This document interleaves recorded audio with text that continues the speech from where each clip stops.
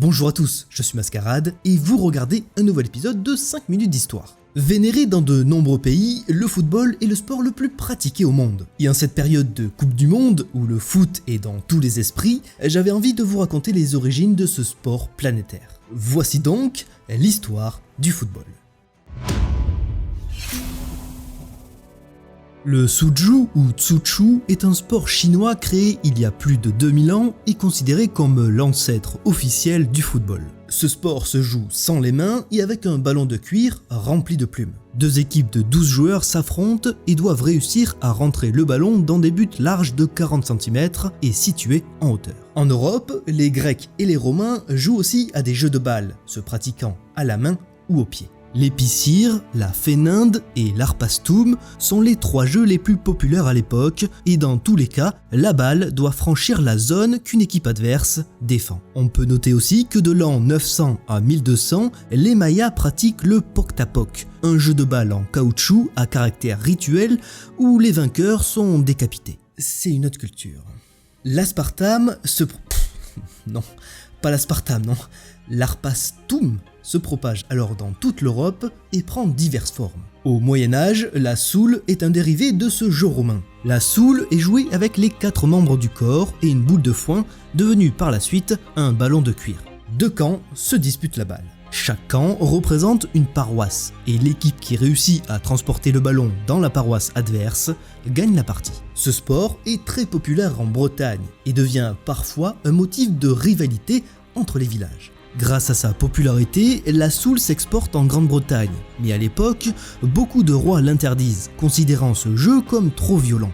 Bien qu'interdite, la soule reste très populaire dans les quartiers pauvres d'Angleterre jusqu'au milieu du 19e siècle. En s'inspirant du cricket ou du baseball américain, les équipes décident alors de codifier le sport. En 1848, les Cambridge Rules sont la première tentative d'unification des règles. C'est pas vraiment concluant, et finalement, chaque équipe décide de garder ses propres règles.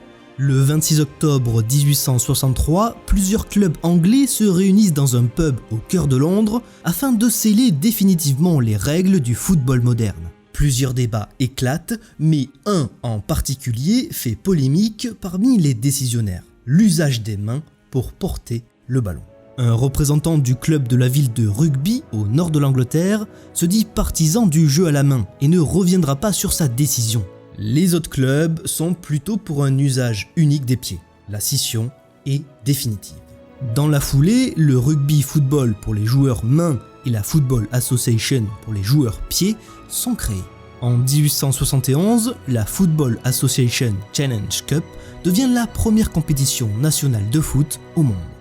En 1880, le football professionnel apparaît en Angleterre. Ainsi, des clubs anglais emblématiques voient le jour. Aston Villa, Manchester United, son rival Manchester City, Tottenham, Arsenal ou encore Liverpool.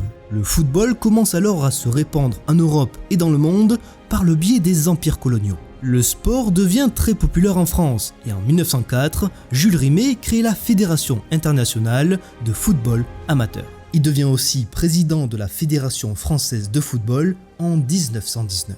Jules Rimet, encore lui, est d'ailleurs à l'origine de la première Coupe du Monde de foot. En 1930, en Uruguay, 13 équipes dont 4 européennes y participent. Lucien Laurent, un Français, devient le premier buteur de l'histoire de la Coupe du Monde. En finale, l'Uruguay bat l'Argentine 4-2 et devient, chez elle, la première nation championne du monde de football. Et ainsi se termine l'incroyable histoire du foot. Comme Benjamin Pavard, devenez-vous aussi un joueur de légende. Centre, Lucas, second poteau, reprise de volée et abonnement. C'est super simple et c'est gratuit. Sur ce, moi je vous dis à la prochaine pour d'autres épisodes de 5 minutes d'histoire. Salut!